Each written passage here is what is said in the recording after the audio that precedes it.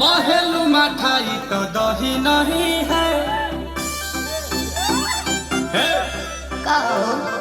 लागे मिजाज आज सही नहीं